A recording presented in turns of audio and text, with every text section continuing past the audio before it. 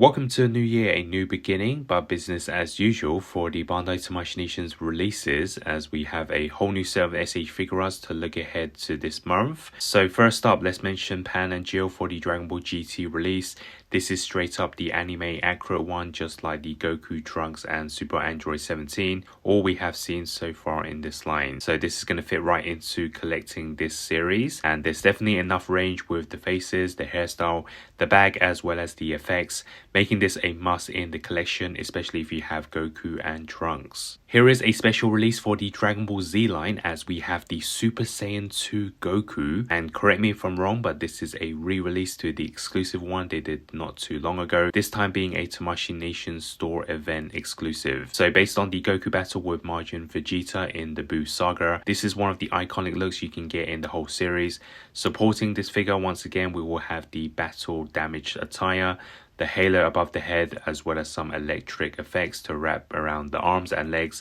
and of course the aura effect, making this one of the ultimate looks of Goku and a must in the collection for the Buu saga. When it comes to one of the main SH Figuarts lines of late, it is Naruto, as the next one lined up is Pain from Naruto Shippuden, and this one seems to be using a soft cloth like the most recent Naruto release, and you can see how much attention to detail they have on this, from the head sculpt to the face all the way to the hands. No doubt this is a must for Naruto fans, as you can see with all those dynamic fight poses you can do, and also paired up of course with the previous figure. On to the One Piece line, as we have the major release with Ace, and this is one of the most anticipated releases for this line, simply because it's the first time we are seeing this character since the original releases, and many collectors consider now as the first One Piece characters, since the quality of the last few years has drastically improved compared to the original ones. These images speak for itself in terms of what you're going to get with all the different accessories, including the effects, so you can see many different types of poses for Ace,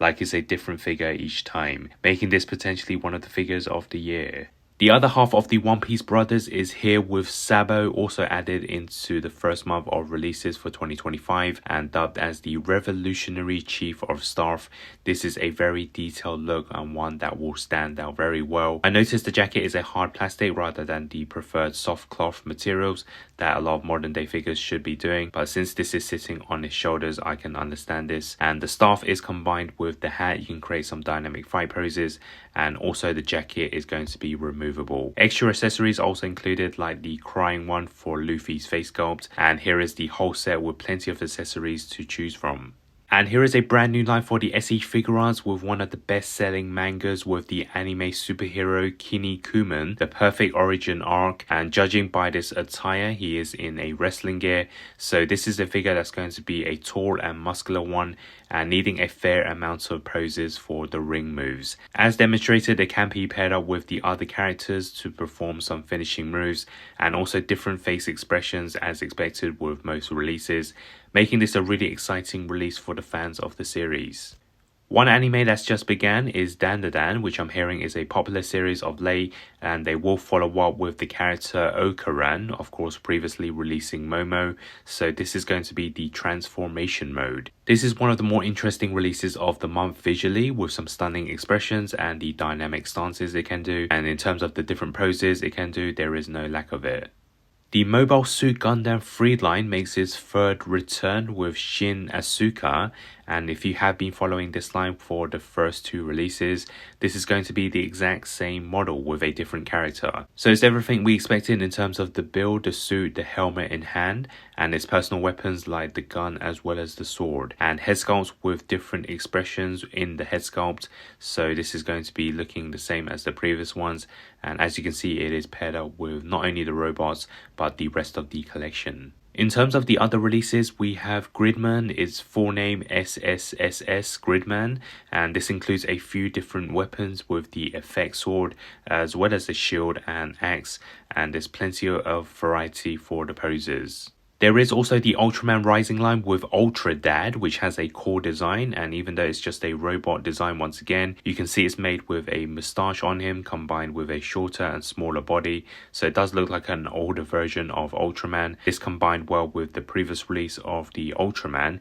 This is no doubt a interesting release. And for the Kamen Rider, there will be another Cyclone motorcycle up for grabs with the Cyclone #1 with a beautiful red and white design, and of course paired up well with a figure itself, which I believe is sold separately. There will also be a new release for the Kamen Rider Jeets with Kamen Rider Nago Fever Beat form, which is something that we've seen similar, or it may even be another one that we've seen already, but this is a colourful and upbeat character going by the look with its music design with the headphones as well as the guitar gear. And finally, the Bodycon line returns with Bodycon Sports Edition, a wireframe grey edition, which is the grey colour for those who want to create the poses for drawing ideas as well as the posing looks. And it's the same for Bodychan, a wireframe grey edition, very simple, very plain, but it does what it's asked for. And you won't get any sports equipment like the previous releases, so this is more of a basic release. So that wraps up all the releases for the first month of 2025. Which one are you looking forward to the most? And of course, stay tuned for more in the future. Thanks for watching.